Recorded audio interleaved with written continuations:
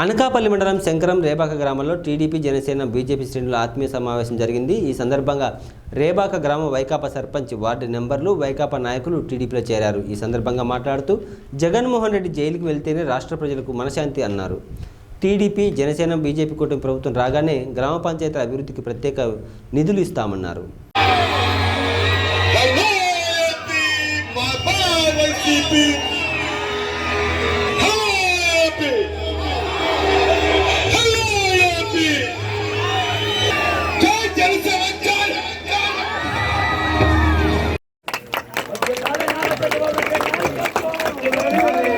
Mahesh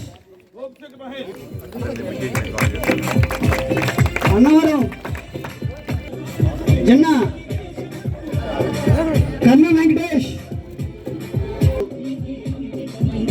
Polavaram Shankar